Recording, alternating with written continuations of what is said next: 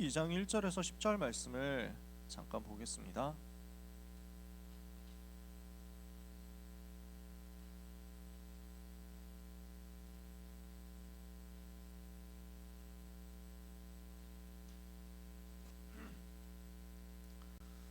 출애굽기 2장 1절에서 10절 우리가 잘 아는 말씀인데요.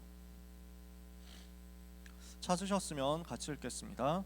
레위 가족 중 한 사람이 가서 레위 여자에게 장가들어 그 여자가 임신하여 아들을 낳으니 그가 잘생긴 것을 보고 석 달 동안 그를 숨겼으나 더 숨길 수 없게 되매 그를 위하여 갈대 상자를 가져다가 역청과 나무 진을 칠하고 아기를 거기 담아 나일 강가 갈대 사이에 두고 그의 누이가 어떻게 되는지를 알려고 멀리 섰더니 바로의 딸이 목욕하러 나일강으로 내려오고 시녀들은 나일 강가를 거닐 때 그가 갈대 사이에 상자를 보고 시녀를 보내어 가져다가 열고 그 아기를 보니 아기가 우는지라 그가 그를 불쌍히 여겨 이르되 이는 히브리 사람의 아기로다.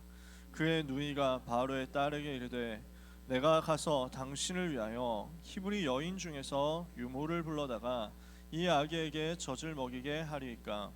바로의 딸이 그에게 이르되 가라 하매 그 소녀가 가서 그 아기의 어머니를 불러오니 바로의 딸이 그에게 이르되 이 아기를 데려다가 나를 위하여 젖을 먹이라. 내가 그 삭슬 주리라. 여인이 아기를 데려다가 젖을 먹이더니 그 아기가 자라매 바로의 딸에게로 데려가니 그가 그의 아들이 되니라. 그가 그의 이름을 모세라 하여 이르되 이는 내가 그를 물에서 건져내었음이라 하였더라. 아멘. 너무 유명한 말씀이면서 또 오늘 우리에게 주신 말씀이기도 하죠. 제가 좀 졸렸는데 정신을 번쩍 들게 해주셔서 감사합니다. 우리가 교사 수련회를 통해서 요괴배시 받은 응답을 받았으면 좋겠습니다. 고등부 교사로 있으면서 이 응답을 우리가 같이 누렸으면 좋겠습니다.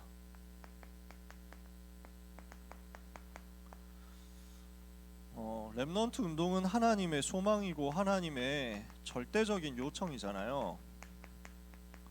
왜 그렇습니까?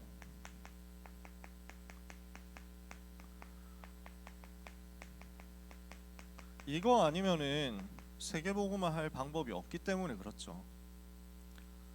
그러니까 아무리 위대하고 유명한 아무리 대단한 능력 있는 주의 종이 나오더라도 그 주의 종 한 사람 가지고는 세계복음화 못하거든요.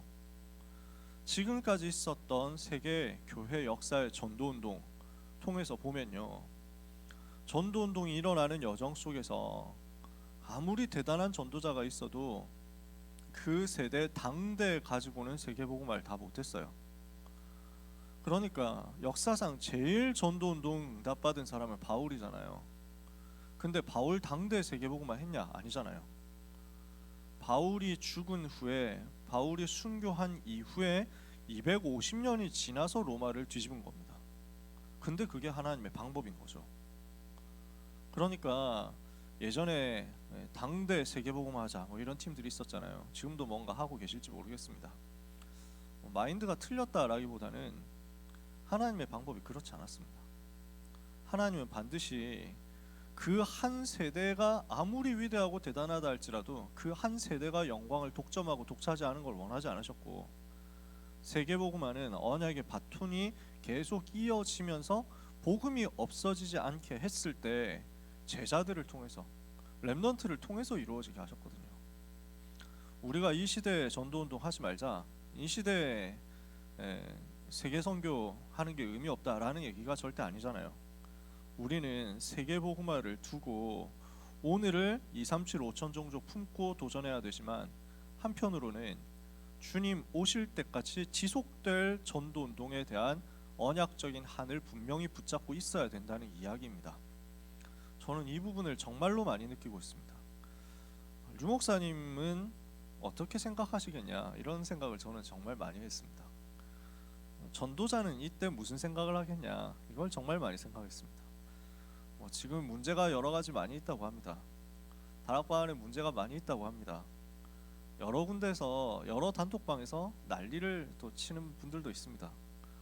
목사 사무 단톡방에 계속 이제 막 폭로 글들 올리는 분이 있습니다. 그래서 저는 그분의 중심 이해를 합니다. 문제 있으면 갱신해야죠. 그리고 죄 지었으면 회개하고 다시는 안 지어야죠.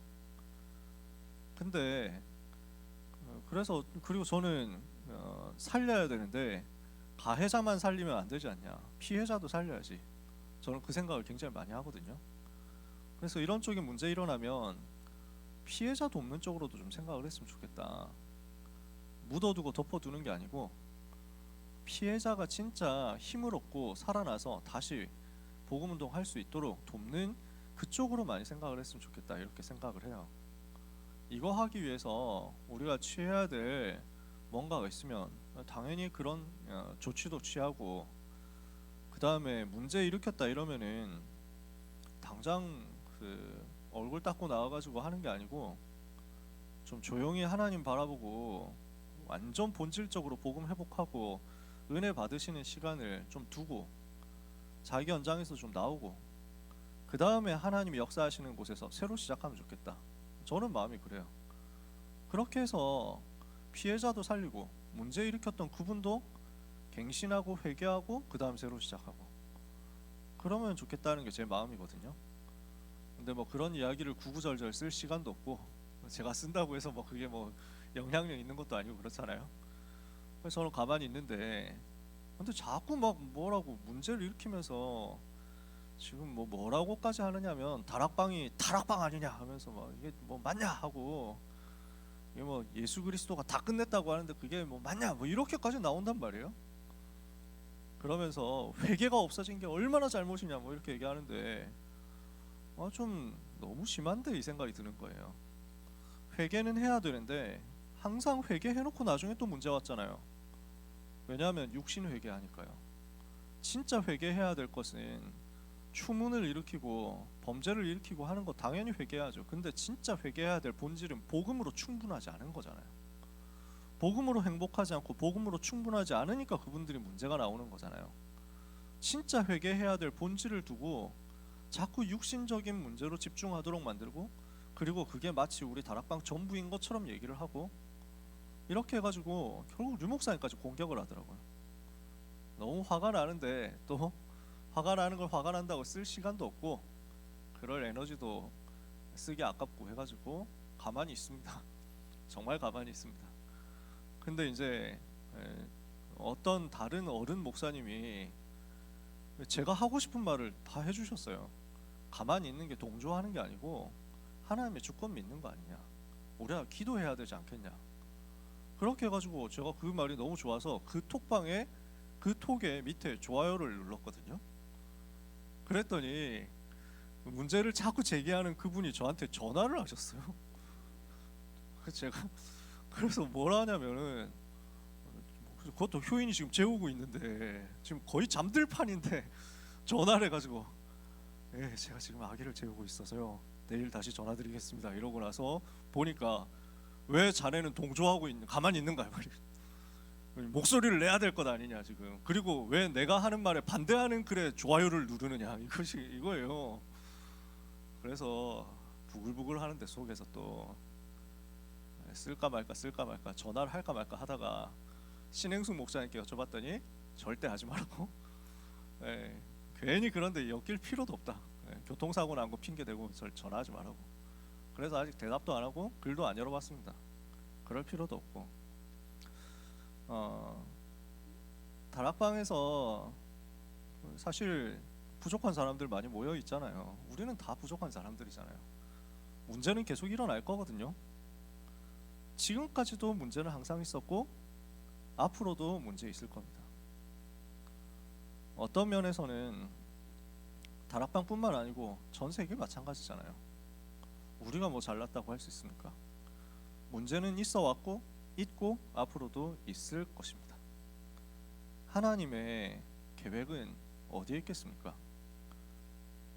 그거 가지고 우리가 발악하고 그거 가지고 진짜 막 다 들고 일어나가지고 피켓 들고 시위하고 물러나라고 하고 할 수도 있습니다. 그게 교회 개혁인 것처럼 세상은 얘기할 겁니다. 유 목사님 어떻게 생각하겠냐? 그리고 하나님은 어떻게 생각하시겠냐? 성경에는 어떻게 돼 있냐? 다 지나가는 거라는 것입니다. 이것도 있고 저것도 있고 이런 일 저런 일 다 있을 것이다. 지나간단 말이에요. 그 중에 10분의 1이 남아있을지라도 이것까지도 삼키운 바 될 것이다. 그런데 밤나무 상수리 나무가 배임을 당해도 그 그루터기가 남아있는 것 같이 거룩한 씨가 이 땅의 그루터기다. 결국 남은 자 소수 있거든요. 그걸 통해서 언약의 바톤은 전달될 거거든요. 그 언약의 바톤 전달 받는 사람이 심지어 단 한 사람만 전 세계에서 남는다고 할지라도 복음이라면 한 사람으로도 충분하기 때문에 그걸 통해서 세계복음화 이루어질 거거든요. 그게 렘넌트 운동이에요. 지금 전국 세계에 많은 렘넌트들이 자라고 있습니다. 근데 그 수많은 렘넌트들조차도 다 휩쓸려서 무너지고 넘어지고 없어지고 그렇게 멸망 속으로 빠져든다고 하더라도 단 한 명만이라도 렘넌트가 살아남아서 언약의 바톤을 이어받고 복음을 회복했다면 그걸로도 하나님의 계획은 성취됩니다. 그 정도로 저는 비장한 마음입니다. 사실은 아마 전도자도 그런 마음이지 않을까 생각합니다. 렘넌트 운동이라는 것이요. 우리가 요게벳 운동이라는 이야기를 부모 세미나를 하는 게 아니고 교사 수련을 하는데 이렇게 썼잖아요. 어떤 마음으로 사역하느냐? 우리가 렘넌트를 돕고 렘넌트를 위해서 헌신하고 사역을 하는데 어떤 마음으로 하느냐? 단 한 사람 남았는데 그 한 사람마저도 지금 나일강의 갈대상자에 떠내려 보내야 되는 상황이다. 우리는 무슨 렘넌트 운동을 할 것이냐? 이거 가지고 하나님 앞에서 기도하자는 것입니다. 그래서 이 일을 위해서 이 렘넌트 운동을 위한 하나님의 방법으로 우리를 지도자로 교사로 불러서 요게벳처럼 사역을 하게 하시고 결국 언제까지 그것을 두고 헌신하느냐? 렘넌트가 일어나서 렘넌트를 살릴 때까지 헌신하게 하시는 것입니다. 우리는 이걸 소원으로 담고 가는 거죠. 반드시 이날은 옵니다. 렘넌트가 일어나서 렘넌트를 살리게 되는 그날은 옵니다. 이걸 두고 낙심하지도 않고 교만하지도 않고 달려가는 것입니다. 그날은 올 거기 때문에 그 날을 두고 우리는 오늘 누가 알아주지 않아도 조용히 현장에서 사역하는 것입니다. 아무도 인정해주지 않고 아무도 알아주지 않고 어떤 자리도 어떤 유익도 주지 않는다고 할지라도 이 날은 하나님이 예비하셨기 때문에 그것을 두고 갑니다. 심지어 우리가 그 응답의 열매를 못 보고 하나님 앞으로 갈 수도 있습니다. 하나님은 그것도 알고 계십니다. 스데반이 자기가 순교한 이후에 일어날 일들을 육신의 눈으로 못 보고 천국 갔잖아요. 근데 그 열매는 지금까지 이어지고 있는 거죠. 우리는 그 중심으로 오늘 이 시대 살리는 렘넌트 운동 해야 되겠습니다. 요게벳 시대의 흐름이 어땠습니까? 잘 알고 있는 내용이니까요.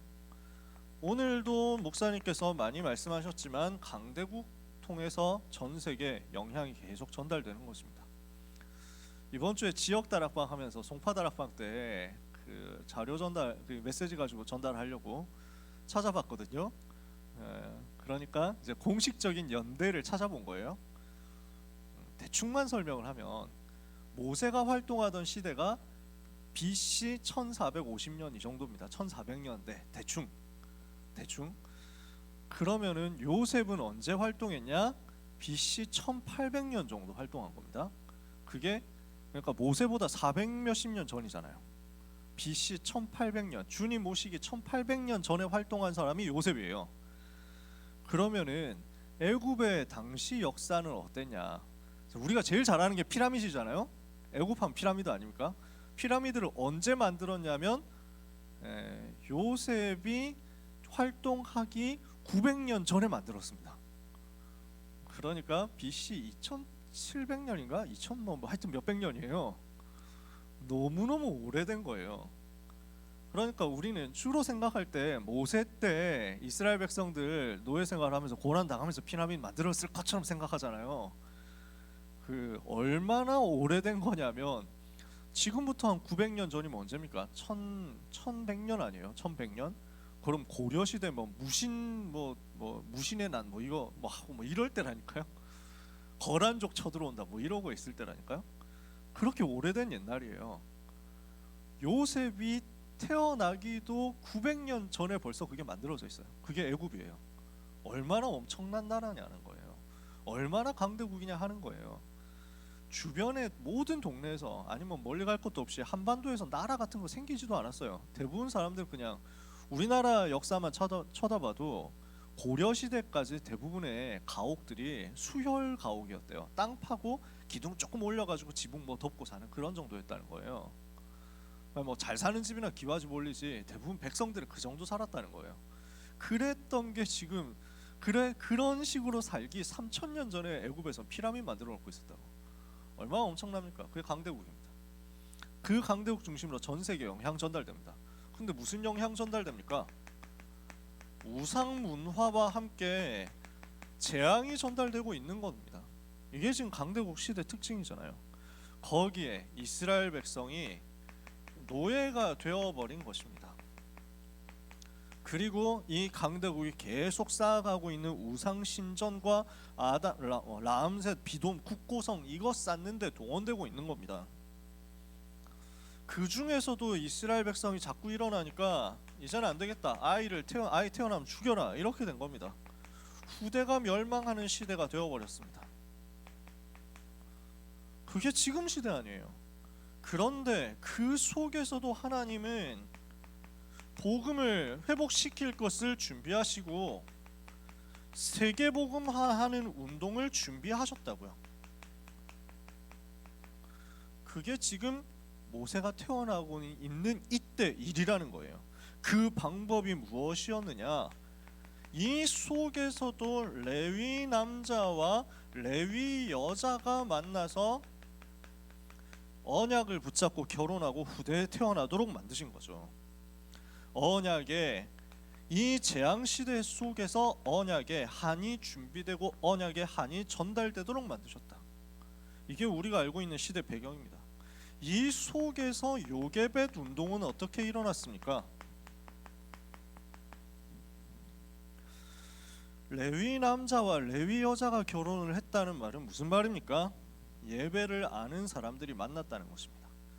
물론 요때 레위인이 예배를 담당하는 지파였던 건 아니에요. 레위 지파는 모세가 출애굽해가지고 광야로 데리고 나와서 거기서 하나님의 언약을 붙잡고 하나님께서 주신 약속을 받아가지고 전달해서 이 중에서 이제부터 레위 지파는 예배 담당하는 지파다 하게 되는 거잖아요. 그러니까 모세가 태어날 때 레위 지파가 예배 담당 지파였던 건 아니에요. 근데 그러면은 레위 남자 레위 여자 만났다는 말이 왜 중요한가? 나중에 레위 지파가 예배를 담당하는 지파가 될 만큼 이 사람들이 이미 누리고 있었기 때문에 하나님이 그렇게 준비시켰고 이것을 그래서 성경에서 특징적으로 기록했다는 거죠. 괜히 그냥 이스라엘 남자와 여자가 결혼했다 이렇게 할 수도 있잖아요. 아니면 실명 쓸 수도 있잖아요. 아므람과 요게벳이 결혼했다 이럴 수도 있잖아요. 근데 굳이 레위 남자와 레위 여자가 결혼했다 이 말을 왜 썼습니까? 이 글을 읽는 모세가 이걸 썼잖아요. 모세가 쓴 이 글을 읽는 이스라엘 후대들은 다 압니다. 레위 남자와 레위 여자라는 말은 무슨 말인가? 후대 사람들은 안단 말이에요. 예배를 아는 사람들을 하나님이 불러냈다는 겁니다. 그래서 우리는 예배를 아는 사람으로서 예배 승리의 모델로서 요게벳 운동해야 되겠습니다. 우리는 사람이 아니라 하나님께만 집중하는 운동해야 됩니다. 그래서 저는 조금 우려하고 있는 게 뭐냐면 우리 예배 시간에도 그렇고 뭐 핵심 때도 그렇고 뭐 수련회나 집회 때도 그렇고 예배 시간에 자꾸 얼굴을 비춰줘. 회중들 얼굴을 너무 클로즈업을 해요. 저는 개인적으로 좀 아쉬워요. 우리 교회 옛날에 주일 예배 카메라 워크 할 때는 그냥 전체적으로 훑고 지나가잖아요. 정해져 있잖아요 그게. 근데 요즘에는 자꾸 한 사람 한 사람을 자꾸 비춰줘. 생동감은 있습니다. 근데 그게 세상 콘서트 할 때 쓰는 거지 예배 시간에 화면 비추는 거하고는 좀 안 맞아요.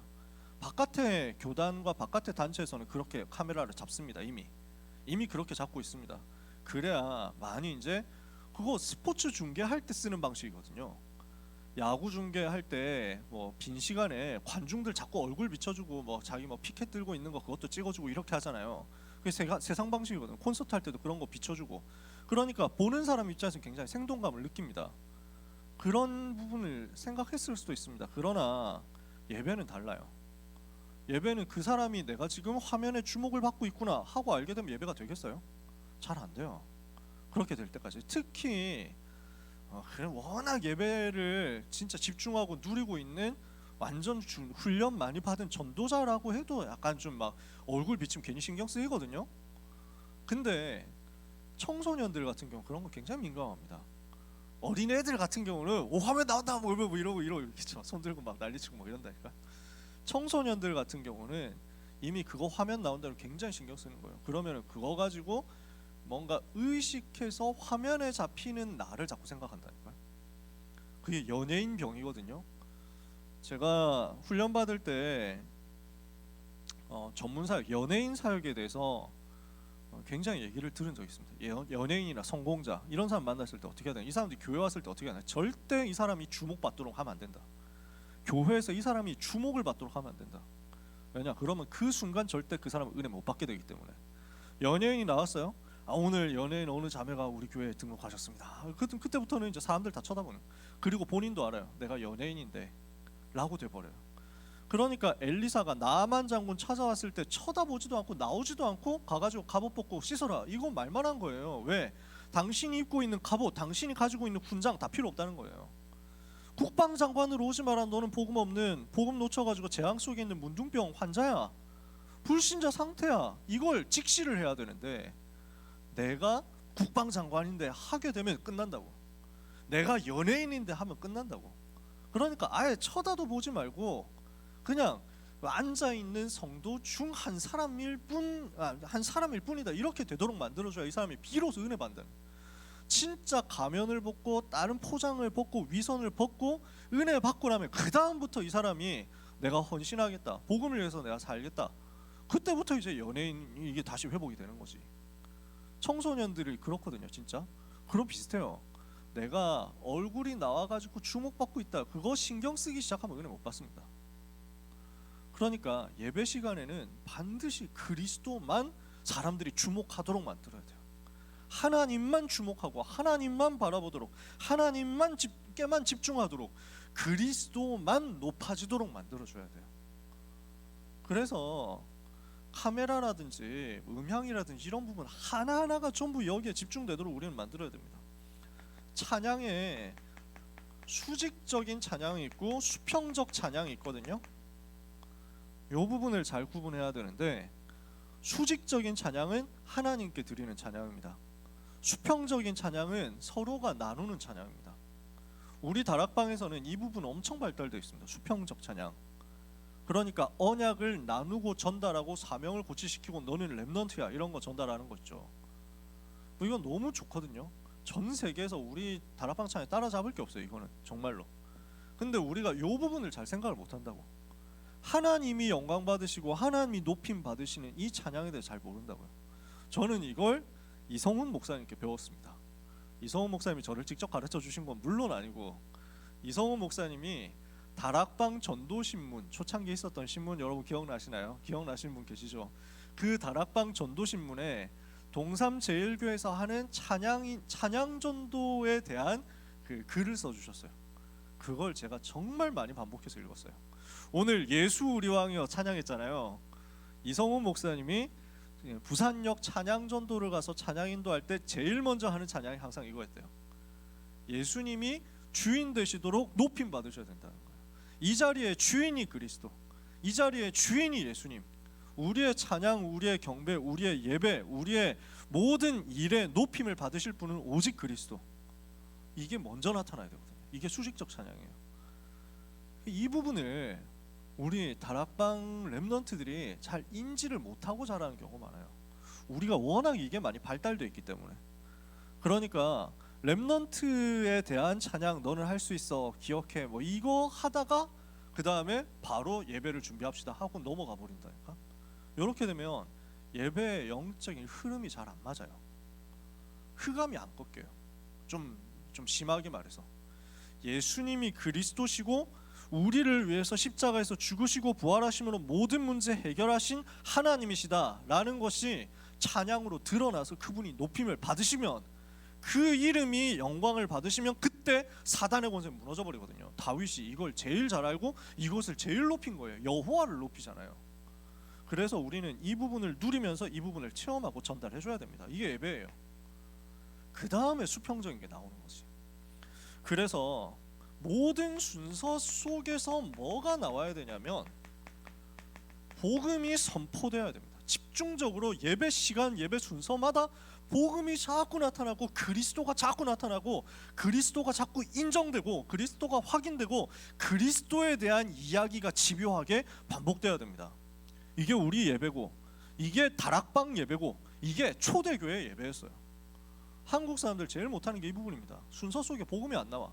경건과 자기의 율법만 나오지. 미안하지만. 그리고 자기 감정 그거 위로만 나오지 그리스도가 안 나타난다니까. 우리는 이거 회복해야 돼요. 예배 승리의 증인으로서 말이죠. 그러면서 우리의 예물, 우리의 헌신, 우리의 기도 전부 무엇이냐? 이유 있는 예물이다. 이유 있는 헌신이다. 이거 가지고 뭐 하는 거죠? 흑암을 꺾어버리는 것입니다. 우리가 그냥 헌금하는 게 아니에요. 이 예물이 쓰여지는 곳에 사단의 나라가 무너지는 것이다. 이걸 담고 하는 거지. 우리가 기도하는 거, 우리가 찬양하는 거, 우리가 섬기는 거 전부 이거 생각을 항상 해야 됩니다. 우리의 예배 속에 반드시 주목되어야 되고 굉장히 집중되어야 되는 부분이 흑암이 이 시간에 무너진다는 사실이에요. 이게 나타나도록 우리가 먼저 누리고 렘넌트에게 전달해야 되겠죠. 요게벳 운동의 본질이 뭡니까? 두 번째, 복음의 흐름을 회복하는 겁니다. 지금 요게벳이 모세에게 무엇을 전달합니까? 창세기 3장 15절부터 나타난 그 복음의 흐름을 회복시켜서 전달하는 거잖아요. 어떻게 해서 창세기 3장 15절이, 어떻게 해서 창세기 6장 14절이, 어떻게 해서 창세기 12장 1절에서 3절이, 어떻게 해서 아브라함, 이삭, 야곱, 요셉이 복음을 붙잡았느냐 하는 것을 계속 찾아내가지고 이 복음의 흐름을 전달해 주는 거잖아요. 이게 지금 4대 아브라함, 이삭, 야곱, 요셉의 4대를 거쳐가지고 400년 만에 나오는 거란 말이죠. 세 번째, 그러면서 요게벳 운동의 특징입니다. 주어진 시간표를 알았습니다. 이 부분을 아는 거예요. 지금 태에서 요게벳이 모세를 품고 있는 이 시간, 이제 나에게 남은 시간 얼마냐 알고 있는 거예요. 그 시간 동안에 렘넌트 살리는 것. 키우죠. 태어났죠. 석 달 동안 길렀어요. 울음소리가 너무 커져가지고 더 이상 숨길 수 없게 될 때까지 석 달. 내가 할 수 있는 것은 아기가 지금 자라는 이 석 달 동안의 기간이다 알고 있었어요. 이걸 두고 생을 걸고 기도하고 언약 전달한 거예요. 석 달 지나면 아이가 어떻게 될지 모른다. 이렇게 했을 때 렘넌트 사역하는 마음이 어떻겠습니까? 그리고 나서 이제 띄우는 겁니다. 강에 띄워 보내요. 유 목사님은 요게벳이 의도적으로 그쪽으로 밀어 넣었다라고 생각하시는 것 같습니다. 요게벳이 의도적으로 왕궁으로 모세를 보내기 위해서 그쪽으로 밀어 넣었다라고 해석을 하시는 것 같아요. 저는 모르겠습니다. 과연 그랬겠냐?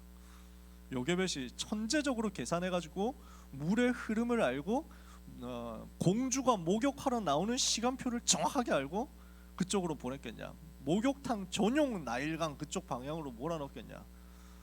그건 잘 아닌 것 같아요. 저는 개인적으로는 요게벳이 계산하고 한 것 같진 않아요. 요게벳이 저는 기도하고 보냈을 거라고 생각해요. 갈대 상자에 띄워서 보냈는데 이 갈대 상자가 노아의 방주하고 원어로 똑같습니다. 노아가 방주 만들었잖아요. 그 방주의 특징이 뭐냐? 키가 없어요. 방향이 없습니다. 어디로 갈지 모릅니다. 하나님이 인도하셔야 됩니다. 그러면 방주 타고 있는 동안에는 하나님께서 이끌어 가시는 대로 갈 수밖에 없어요. 할 수 있는 건 기도하는 거예요. 성령 인도 받도록. 요게벳이 저는 그랬을 거라고 생각해요. 언제 공주가 나와가지고 목욕하느냐 하는 것을 시간표까지 다 알고 계산해가지고 보내기에는 지금 대통령 동선 우리가 압니까? 지금 대통령 아들 딸이 언제 어디서 나와서 뭘 하는지 우리가 다 알겠습니까? 그리고 그쪽으로 띄워보냈다 했을 때 모세를 발견했을 때 감동받아가지고 히브리인의 아기구나 지금 알고 있거든요. 히브리인 아기구나 하는 걸 알고 있어요. 근데 그 히브리인 아기를 두고 공주가 어떻게 판단할지 그걸 어떻게 합니까? 아니 이거 반역자 노예들 그 아기 아니야 이래가지고 나오면 어떻게 합니까? 아니 지금 히브리인 남자 아기는 다 죽이기로 돼 있는데 감히 어떤 놈이 이걸 안 죽이려고 띄워보냈지? 당장 죽여라 이래 버릴 수도 있잖아요. 법적으로 따지면 그게 더 가깝잖아요. 지금 요게벳은 자기에게 주어진 시간표를 두고 생명 걸고 기도한 겁니다. 그리고 언약 전달한 겁니다. 그랬더니 하나님이 역사하셔가지고 왕궁 들어가는 시간표 왔습니다. 근데 바로 안 들어갑니다. 오늘 내용 보시면요 굉장히 많은 것들이 들어 있습니다. 지금 그 바로의 딸이 그래서 이제 그 공주가 아기를 젖을 먹여라 이렇게 말하잖아요. 그래서 그 아기가 자라매 바로의 딸에게로 데려갔어요. 그러니까 그때까지 다시 집으로 돌아온 거예요. 젖을 뗄 때까지 집에서 길렀어요. 그리고 나서 왕궁으로 가요.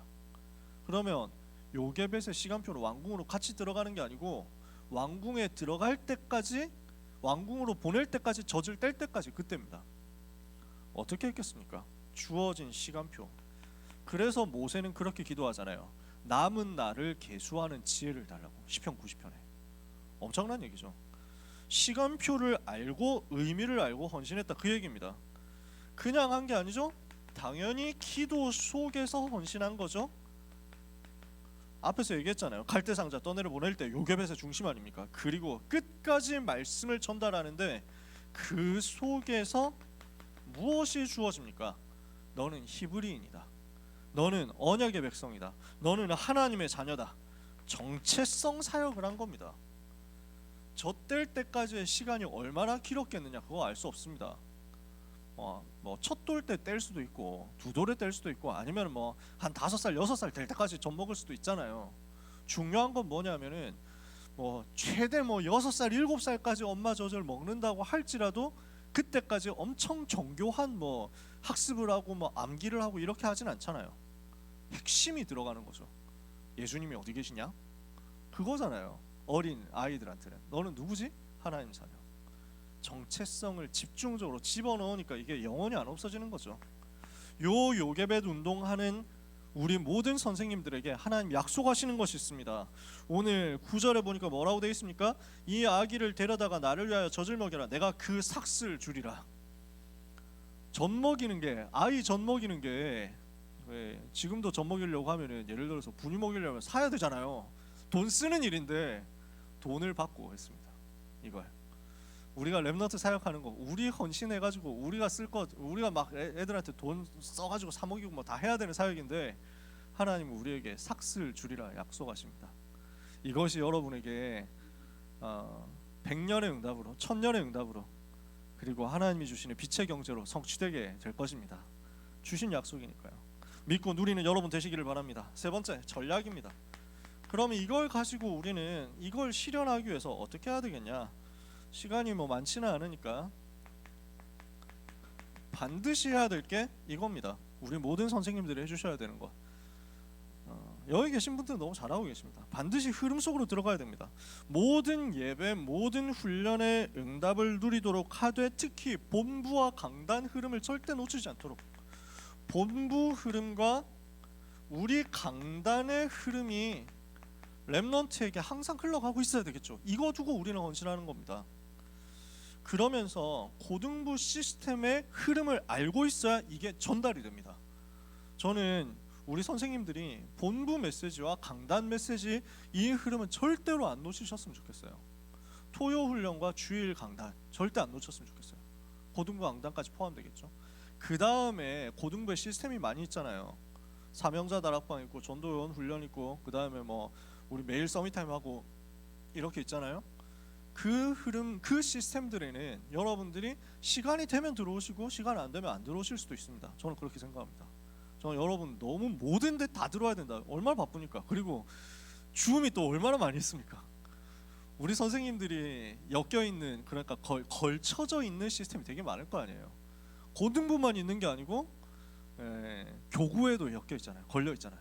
당연히 교구인도 받아야 되잖아요. 또 전도회도 있잖아요. 또 우리 막 이렇게 산업기능 이쪽으로도 또 있잖아요. 여러 가지 헌신해야 되는 게 또 파라에서까지 있잖아요. 거기다 또 뭐 어디 있습니까? 랩넌트 부서 전체에서도 이제 나올 겁니다. 이번 주에 제가 전달 받았는데 앞으로 주일 오후 1시에 교사 전도학교가 열리는데 반드시 참석해야 된다고 합니다. 이거는 신행수 목사님이 만들자고 한 것도 아니고 우리 그 랩넌트 서밋위원회 전체에서 결정한 내용이기 때문에 우리는 반드시 따라야 된다고 합니다. 간곡하게 설명을 하시더라고요. 아, 순종해야죠 목사님. 알겠습니다 했어요. 근데 그러면 이제 우리 선생님들 일부 예배 드려야 되는데 점심은 언제 먹나, 이게 저는 당장 고민이 되더라고요. 그래서 그 자리에서 지금 일부 예배 드리고 점심 시간은요 라고 하려고 하다가 참 포기했어요. 왜냐하면 그런다고 해서 이게 뭐 바뀔 수 있는 내용은 아니니까. 그래서 어떻게 해야 될지 모르겠습니다. 기도하고 있습니다. 끝나고 좀 포럼을 해봐야 될 것 같아요. 근데 확실한 건 계속 이렇게 열리거든요. 그래서 저는 여러분들 너무 바쁜 거 알기 때문에 무조건 들어오시라 얘기는 안 합니다. 근데 알고는 있어야 합니다. 그래야 우리 아이들이 필요한 상황에서 그 시스템으로 들어가라 하고 소통을 해줄 수 있거든요. 연결을 해줄 수 있거든요. 필요한 부분이 있을 수 있잖아요. 그래서 고등부 시스템의 흐름을 같이 알고 그 흐름 속으로 들어가고 그 흐름을 전달할 수 있도록 우리가 같이 응답을 받았으면 좋겠어요. 단어가 소통이 되어야 그 팀의 제자라고 할 수 있습니다. 왜 다락방 메시지는 그렇게 단어가 많냐라고 생각하잖아요. 어떤 사람들은 그런 질문을 한 사람들이 있거든요. 이것 때문입니다. 단어가 같아야 제자라는 정체성을 공유할 수 있습니다. 그리고 그 단어를 가지고 압축을 시켜놔야 제자 훈련을 빠르게 다음 단계로 진행해 갈 수 있습니다.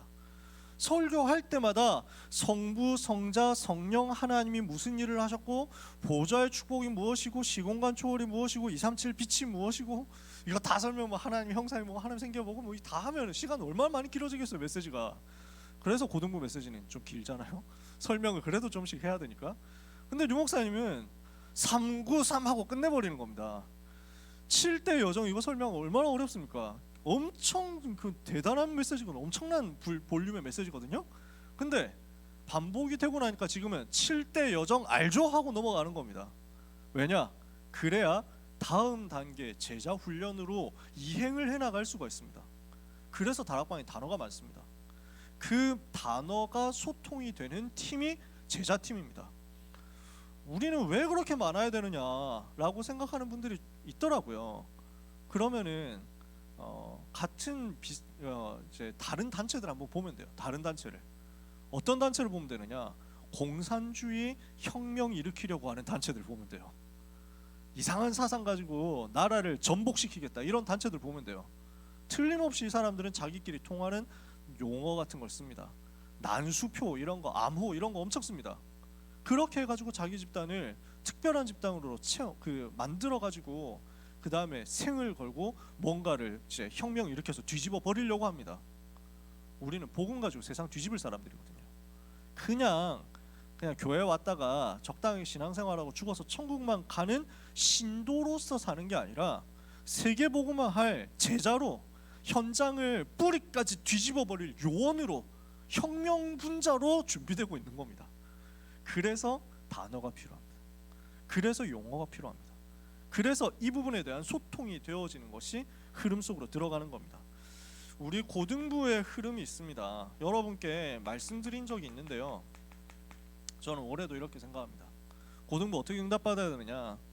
첫 번째는 우리가 출석 체크 똑바로 하고 그러면서 결석이 잦은 친구들이 결석하지 않도록 도와주는 겁니다. 뻔히 나올 수 있는 친구들인데 뭐 출석 한 50% 정도 하고 있단 말이에요. 이 친구들 도와주는 거죠. 아침에 일어날 수 있도록 기도하고 전날부터 기도하면서 체크해 주는 거죠. 그 다음은 고등부 내부에 있는 장기 결석하는 친구들 도와주는 거죠. 찾아가서 캠프해가지고 살려내는 겁니다. 그 다음에는 교구와 교회 안에 빈 곳에 있는 분명히 우리 중직자 자녀고 성도 자녀인데 고등부에 지금 인볼브가 안 되어 있는 친구들을 찾아내가지고 돕는 겁니다. 우리가 작년에 고3 기도회 하면서 고3들 명단 딱 정리해 보니까 자꾸 교구에서 더 추가가 되죠. 새로 더 올라온단 말이에요. 그런 친구들이 많이 있을 거예요. 숨어 있을 거예요. 우리는 찾아내야 됩니다. 그리고 드디어 불신 현장의 빈 곳으로 파고 들어가는 겁니다. 이렇게 해서 우리는 지금 우리 고등부 출석 인원이 100명 안팎입니다. 올해도 지금 첫째 주면 100명 넘었고 둘째 주, 셋째 주는 99, 95 뭐 이 정도였던 것 같아요. 랩넌트 출석 인원이 많지 않아요. 굉장히 좀 적은 편이에요. 뭐 명절이 껴 있었다고는 해도 적은 편이에요. 뭐 해야 되느냐? 지금 당장 우리 성도 숫자가 6,000명이거든요. 6,000명 중에 청소년 정상적으로 봤을 때 6,000명 중에서 청소년이 그럼 몇 명 정도 되겠냐 생각하면 우리는 얼마든지 응답 받을 수 있고 받아야 됩니다. 우리가 200명은 두고 기도했으면 좋겠어요. 100명이니까 200명 두고 기도했으면 좋겠어요. 어려운 게 아니라 청소년 전도운동 하기 위해서 필요한 일이고 그리고 안에 있는 부분만 찾아도 할 수 있는 일이에요. 저는 그렇게 믿습니다. 내부의 빈 곳만 찾아내도 이 4단계 중에서 3단계까지만 해도 200명 찾아낼 수 있습니다.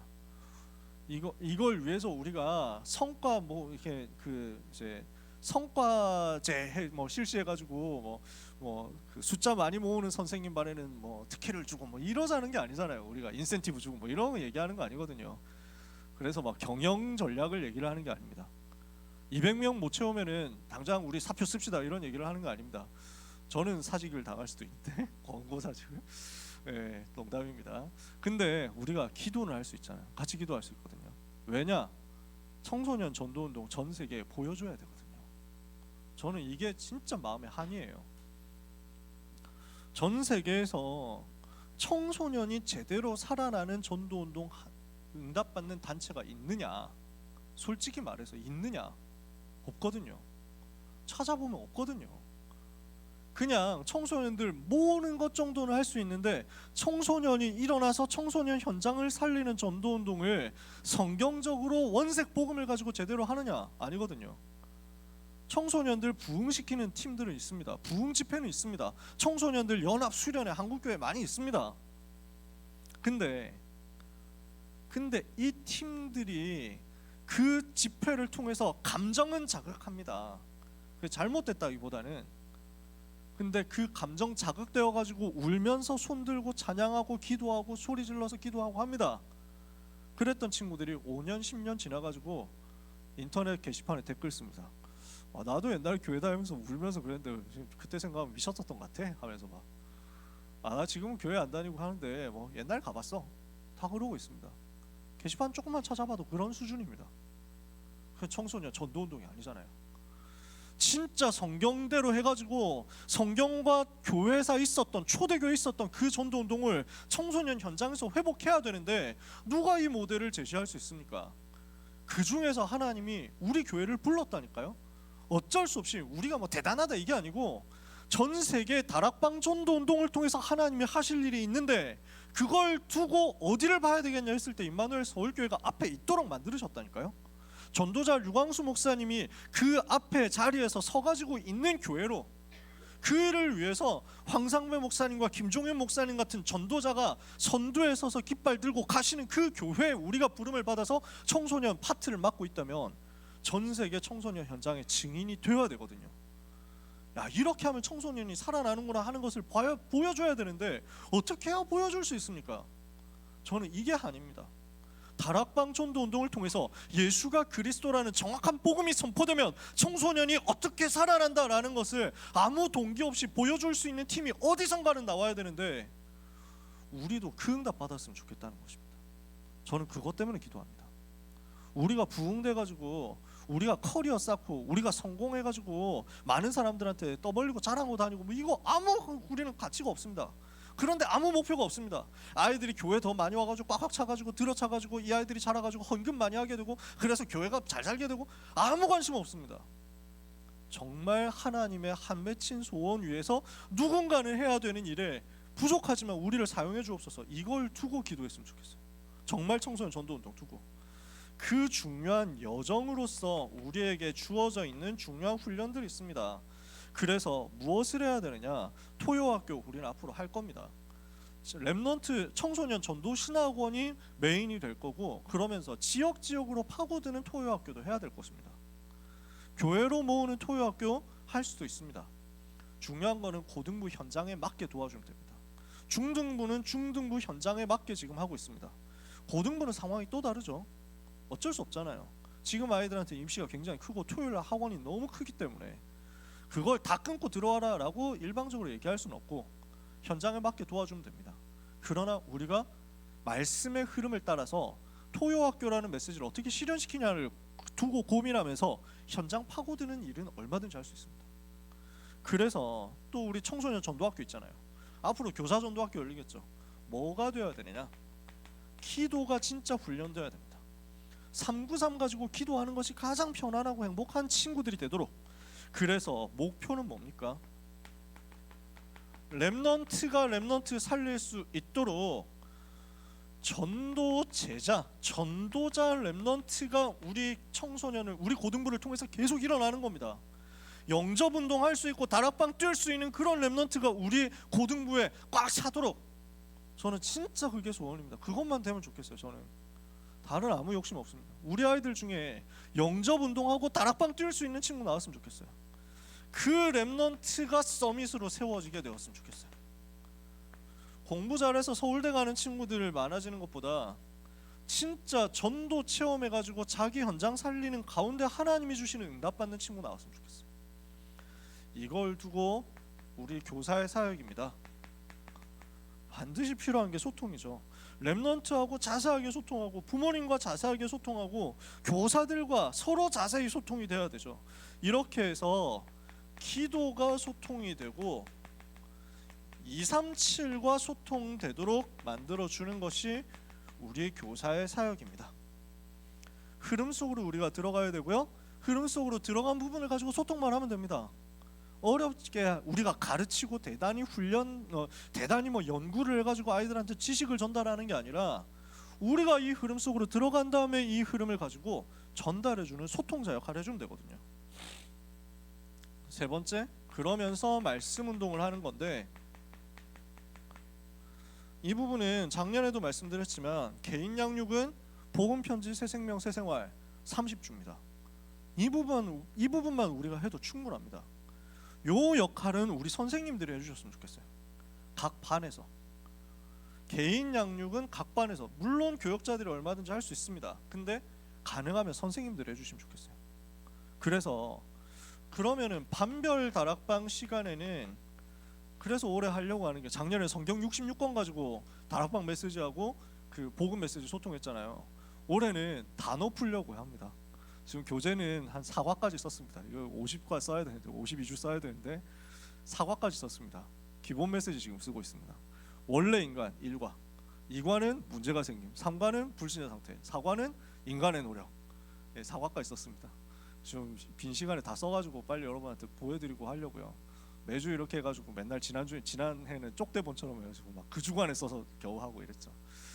아무튼 올해는 이렇게 나갈 겁니다. 그래서 393 설명, 7대 여정의 첫 번째 설명, 이런 식으로 해가지고 단어 푸는 것만 해서 짧게 가려고 합니다. 반별 다락방 그래도 교역자가 들어가고, 그리고 학교 현장 다락방은 목표는 랩넌트가 직접 들어가는 거. 안 되면은 다른 외부 사역자 들어가겠지만요. 여기서는 현장 복음 메시지 가지고 하는 거죠. 그리고 지역 다락방 또는 지역 청소년 지교회 필요하다면 계속 세팅돼야 되겠죠. 이미 진행되고 있는 곳은 그대로 가면 됩니다. 새로 세팅된다면 저는 이 시간은 랩넌트 전도학 메시지로 소통됐으면 좋겠어요. 지역 다락방이나 지역 지교회는요. 토요일날 우리가 중요한 메시지 받잖아요. 요 메시지가 흘러가야 되거든요. 특히 랩넌트에게 전달되는 메시지니까. 요게 흘러가는 시간으로 지역 다락방 또는 지역 지교회 또는 지역 RUTC 응답받았으면 좋겠어요. 네 번째, 그러면서 랩넌트의 생활과 미래를 책임지는 겁니다. 뭐 어려운 것 같지만, 무거운 얘기 같지만 그렇게 어려운 건 아닙니다. 학업 캠프 속으로 데리고 들어오고 인턴십 속으로 데리고 들어오는 겁니다. 그래서 우리 고3 선생님들은 늘 부탁드리지만 내년 2월까지 가야 됩니다. 입시 다 끝나가지고 3월 달에 개강하는 그때까지, 그 직전까지 우리는 책임지면서 랩넌트를 살린다. 이렇게 생각하고 모든 것을 렘넌트와 함께 하는 겁니다. 그래서 렘넌트의 평생을 돕는데 우리는 1년 또는 1년 2개월 사역하지만요, 이때 렘넌트에게는 평생의 그림이 그려질 수 있거든요. 요게벳은 젖될 때까지 사역했는데 모세에게는 평생 사역할 메시지가 들어가 버렸잖아요. 그게 하나님이 하신 일이죠. 그래서 우리가 렘넌트의 일생을 두고 전문성 도와주고 기능 준비해주고 입시 준비를 같이 도와줘야 되는데, 우리는 물론 전문가는 아닙니다. 그러나 얼마든지 기도하면서 섬길 수 있고, 그리고 우리 안에 이걸 해줄 수 있는 전문가들이 함께 하고 있습니다. 우리 고등부 안에만 해도요. 그래서 이분들하고 연결하고 이분들하고 소통하기만 하면 우리가 얼마든지 할 수 있어요. 한 가지 생각하게 되는 것은, 우리 렘넌트들 중에는 공부를 그만두고 다른 기능 준비하는 친구들이 꽤 있습니다. 공부가 잘 안 되니까 그렇겠죠. 그래서 나는 일찌감치 다 포기하고 나는 뭐 실용음악 할 거다, 일찌감치 포기하고 나는 뭐 만화 그릴 거다, 연기를 하겠어, 연예인이 될 거야, 뭐 많이 있습니다. 근데 오늘 목사님이 그 렘넌트 데이 때 말씀하셨지만은, 저는 우리 아이들이 기본적인 학업, 그 좀 기본적으로 갖출 수 있는, 특별하게 머리 좋고 특별하게 노력 많이 안 하더라도 기본적으로 무너지지 않을 정도만이라도 학업을 계속 가지고 있었으면 좋겠어요. 왜냐하면은 아까 목사님 말씀하셨는데, 노래를 한다 했을 때 그걸로 먹고 살기가 힘들잖아요. 가수가 된다 했을 때 이걸로 성공할 수 있는 사람 굉장히 소수거든요. 그러면 실용음악 하는 걸 다 포기해야 되냐? 그렇지 않아요. 이런 걸 계속 해야 돼요. 만약에 내가 이걸로 잘 풀려서 세계 살리는 뮤지션 되면 좋지만, 그렇지 않더라도 평생의 취미로서, 그리고 평생의 전도문으로서 얼마든지 활용할 수 있거든요. 그러니까 기본기가 갖춰져 있는 사람이 만들어두는 가능성으로서의 다른 기능과, 기본기가 전혀 안 되기 때문에 이거 아니면 나는 먹고 살 길이 없다 해가지고 들어갔을 때 기능 준비하고는 조금 리스크가 다르죠. 근데 진짜 그 기능이 정말로 엄청난 기능이면 괜찮은데, 솔직히 말해서 그런 게 많이는 없잖아요. 그렇다고 하면 우리는 기도하면서 아이들을 기초적인 부분을 놓치지 않도록 끌어주면서 자기 전문성 함께 찾는 방향으로 이끌어줄 수 있지 않겠냐. 우리는 기도해야 되겠습니다. 이걸 두고 부모님과, 이걸 두고 렘넌트와 함께 기도하고 고민하면서 꿈을 꿔야 되겠습니다. 이 과정에서 마지막입니다. 렘넌트의 상태를 민감하게 이해를 해야 되겠습니다. 아이들의 마음, 아이들의 영적 상태, 이 부분을 잘 이해해야 되고요. 특히 청소년 시기를 잘 이해해야 되죠. 굉장히 부담스러워 하거든요, 아이들은. 가까이 다가가면. 근데 그러면서 좋아해요. 아시잖아요, 사역해 보신 분들은. 우리가 렘넌트하고 아주 나이가 가깝고, 그 다음에 렘넌트하고 아주 성향이 똑같고, 렘넌트하고 그냥 그 놀이 문화 이게 너무 잘 통해가지고 대화하는 게 너무 쉽다, 이런 경우 있습니다. 근데 그런 사람만 사역하는 게 절대로 아닙니다. 저도 처음에 그거에 의존했거든요. 나이 차이가 별로 안 나니까 3살 동생들하고 처음에 시작했어요. 애들이 저를 엄청 좋아하고 따라요. 그걸 위주로 해가지고 막 사역을 했거든요. 나는 너희들의 형이야, 나는 오빠야, 뭐 이래가지고 그걸 믿고 사역했거든요. 근데 그거는 영원하지 않잖아요. 나이는 점점 벌어지는데요. 청소년 사역은 계속돼야 되는데 나하고 나이 차이는 점점 많아지거든요. 어느새 보니까 용어가 잘 안 통하기 시작해. 어느새 보니까 말이 잘 안 통하기 시작해. 그럼 렘넌트 사역 못하면 아니거든요. 본질이 아니에요. 그거는 우리가 렘넌트하고 가까이 있고 싶은 그 중심이 있으면요, 그 표현 방식이 가까울 수도 있고 렘넌트한테 좀 멀어 보일 수도 있고 꼰대처럼 보이고 틀딱처럼 보인다고 하더라도 안 그래요. 부담스러워도 애들이 중심 알거든요. 속으로 고마워해요. 그러면서 오글거리는 거 엄청 싫어하고 주목받는 것도 싫어하면서도 좋아합니다. 되게 복잡하잖아요. 이 상태를 조금 이해해야 돼요. 획일화된 것을 정말 싫어해요. 그죠? 그러니까 개인을 파고들어야 돼요. 얘들아라고 들어가 버리면은 그 얘들 중에 한 명으로서 별로 마음은 안 열립니다. 반드시 한 사람 한 사람이 대상이 돼야 돼요. 이걸 두고 우리는 렘넌트 운동을 펼쳐야 되겠습니다. 우리는 사랑하는 우리 반 렘넌트들이 전부 내 제자다 생각하면서 헌신했으면 좋겠어요. 내 제자다. 평생 두고 내 제자 얘기할 수 있을 만큼 그렇게 렘넌트를 품어주세요. 어느 정도 돼야 되냐? 우리 아이들이 선생님과 모든 것을 같이 할 수 있을 만큼. 그래서 생일 파티 같은 거 잘해주세요. 생일 잘 챙겨주세요. 엄청난 거 아니어도 괜찮아. 꼭 너는 사랑받고 있고 너는 귀한 친구다 하는 것을 꼭 소통해주세요. 그래서 그 친구들이 여러분 생일 때 선물을 꼭 할 수 있도록 만들어주세요. 그 정도 우리 친해지자고요. 아이들이 뭐 대단한 거 알겠습니까? 별것 아니더라도 갖고 와서 선생님 생일 축하드려요, 생신 축하드려요 하고 막 톡 날라오고 그 생일 되면 바로 12시 날라오고 이 정도 됐으면 좋겠어요. 그렇게 친해져가지고 그 정도로 렘넌트가 여러분의 제자 되도록 해주세요. 근데 내 제자가 아니라 반드시 교회의 제자 돼야 되겠죠. 내 제자로 끝내면 그건 진짜 수준 낮은 거예요. 그죠? 우리하고 친해져야 되는데 나하고 너무 친해져서 나하고만 붙어있고 내년에 돼가지고 다른 선생님한테 가니까 아 쌤 그 쌤하고 못하겠어요 진짜. 아 진짜 작년이 제일 좋았는데. 이렇게 되면 우리는 실패한 거예요. 교회의 제자, 반드시 담임 목사님의 제자, 그러면서 지도 교역자의 제자, 그러면서 그 시스템 속의 제자. 근데 본질은 어디 있습니까? 다락방 전도운동의 제자여야 됩니다. 그리고 우리 주님의 제자여야 됩니다. 저는 우리 렘넌트들이 이런 정체성 가지게 되었으면 좋겠어요. 나는 다락방 제자다. 나는 그리스도의 제자다. 이렇게 될 때까지요. 그래서 이걸 두고 우리는 끊임없이 그런 질문을 했으면 좋겠어요. 유 목사님은 어떤 생각으로 지금 하실까? 전도자의 마음은 어떨까? 더 본질적으로 우리 주님의 마음은 어떨까? 이거 여러분들이 생각해 주시면 좋겠어요. 저는 이거 생각하면 굉장히 많은 기도 제목이 나오더라고요. 오늘의 시간표에 대한 답이 나오더라고요. 저는 개인적으로 유 목사님 하신 메시지는 토시 하나 틀리지 않다라고 생각하는 사람은 아닙니다. 당장 내일도 메시지에 보면은 내일 이제 학원 보고만 할 건데 그때 보면 바울이 스페인을 땅끝으로 알았다 이렇게 목사님 표현하시거든요. 저는 바울이 그렇지 않았다고 생각합니다. 바울이 지식인이거든요. 그때 당시 사람들도요, 그때 당시 2000년 전에도 엘리트들은 지구가 둥글다고 알고 있었습니다. 이미 그때 바울 이전에 한 몇백 년, 한 200~300년 전에 벌써 아니다 400~500년도 전에 지구 둥글다고 계산 다 해놨습니다. 그리스 수학자 이 사람 있거든요. 자기가 직접 해본 거예요. 제가 이름이 기억이 안 나는데 그래서 지구 몇 스타디온이다 하면서 계산 다 해놨어요. 바울 알았을 겁니다. 그리고 바울이 땅끝이 어디다 하는 것을 몰랐을 만큼 세계 정세에 어둡지 않습니다. 스페인까지만 가면 복음화 하면 주님 오신다? 절대로 바울은 그렇게 생각 안 했습니다. 그럴 것 같으면 스페인에 죽치고 있어야 되는데 안 했잖아요. 다시 돌아와가지고 로마 돌아와서 순교했다니까요. 바울이 지식인인데 지금 로마 동쪽에 파르티아와 인도가 있다는 사실 모를 리가 없습니다.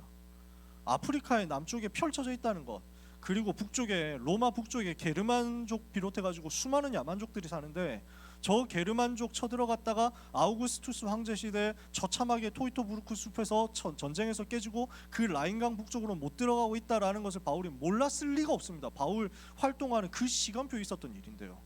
바울이 살아있는 그 멀쩡하게 청년 시절에 있었던 일이에요. 모를 리가 없어요. 그런 엘리트 지식인 바울이요, 땅끝이 스페인이니까 나는 거기까지 갈 거야, 그런 정도로 기획하진 않았어요. 나의 땅끝을 두고 기도한 거지. 그럼 제가 류 목사님이 까는 겁니까? 아니에요. 류 목사님은 역사 전문인이 아니잖아요. 로마 역사 전문가로서 책을 막 연구하고 이런 게 아니잖아요. 거기에서 본질은 류 목사님이 내일도 그 얘기 하겠지만 바울이 나의 땅끝이 스페인 이렇게 했던 것처럼 우리가 나의 땅끝을 찾아야 된다, 그거예요. 그래서 저는 유 목사님이 하신 말씀은 하나도 1.1획도 틀리지 않기 때문에 그대로만 해야 된다라고 생각 안 합니다. 근데 유 목사님의 진짜 중심이 무엇인지를 보고 우리 주님의 진짜 중심이 무엇인지 보면 정말로 전도자가 하고 싶은 말이 무엇인가 그 본질 찾아내가지고 렘넌트한테 언약의 한으로 심어야 된다고 저는 반드시 그렇게 생각합니다. 그건 정말로 확신합니다. 저는 유 목사님을 두고 막 친하게 부르는 분들은 총재님이다, 어르신이다, 어르신이라고 많이 하더라고요. 저는 제가 그 정도 가까이 모시지 않기 때문에 그렇게 불러본 적이 한 번도 없습니다. 목사님이죠. 유광수 목사님입니다. 저한테는 항상 그렇습니다. 저는 거리가 가깝진 않습니다. 그런데 저는 누구보다도 존경합니다. 누구보다도 너무 감사합니다. 그 마음으로요. 그리고 우리 주님 생각하면 무엇보다도 너무 감사합니다. 주님이 저를 위해서 십자가에서 피 흘리신 거 생각하면은 지금도 너무 감사하고, 효인이 재우려고 찬송 부르다가 제가 울면서 찬송 못 부르고 이런 적도 정말 많습니다. 우리 주님 사랑하시는 거 생각하면요. 그래서 저는 유광수 목사님을 세우신 하나님의 절대 주권 믿고 우리 다락방 전도 운동을 통해서 하나님이 하실 그 전도 계획을 믿습니다. 이것이 우리에게 한 마음으로 원 마인드로 되어가지고 렘넌트에게 전달되었으면 좋겠어요. 이러면요, 이때 이 일이 굉장히 힘든 일 같잖아요. 내 제자 어떻게 세웁니까? 교회 제자, 주님의 제자 이전에 내 제자를 어떻게 세웁니까? 힘들어요, 우리 성격 가지고. 근데 우리가 중심 가지고 기도하잖아요. 하나님이 하시거든요. 그게 25죠. 그래서 여러분, 내가 감히 교사할 수 있을까?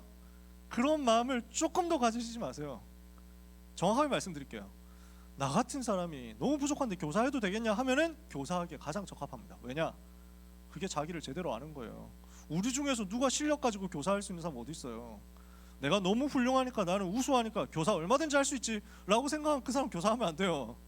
교만하니까, 자기 힘으로 할 거니까. 나는 정말로 힘 없는데 어떡하지? 가장 좋습니다. 주님만 의지하실 거니까. 바로 그 순간에 25의 능력이 전달될 겁니다. 우리가 부족하지만 우리의 중심 맞다면 하나님은 그것을 보시고 렘넌트 운동할 수 있도록 반드시 능력을 쏟아부으시고 역사하실 거예요. 나머지 모든 것 책임지실 거예요. 그 과정에서 필요하다면 우리 교역자와 우리 부감단이 다 준비되어 있어요. 항상 질문하세요. 언제든지 말씀해 주세요. 우리 장로님, 우리 권사님, 우리 부감 선생님들 진짜 베테랑들이에요. 뭐든지 도와줄 수 있으니까 우리 선생님들 다 질문하세요. 저희 교역자들한테 얼마든지 질문하세요. 편하게 생각하시고 찾아오셔가지고 깽판 부리셔도 괜찮으니까 계속 많이 찾아와 주세요. 같이 가면 됩니다. 반드시 25의 역사가 올 한 해 우리에게 있게 될 것입니다.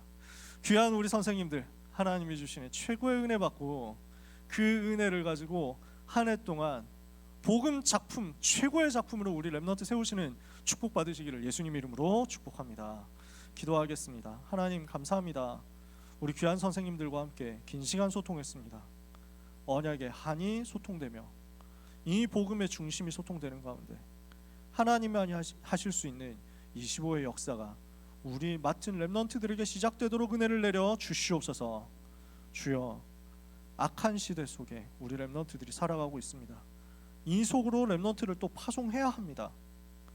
렘넌트가 전도 제자 되어서 현장 정복하고 싸우지 않아도 현장 완전 정복하며 승리할 수 있는 그리스도의 증인들로 다 세워지도록 은혜를 내려 주시옵소서. 예수 그리스도의 이름으로 기도합니다. 아멘.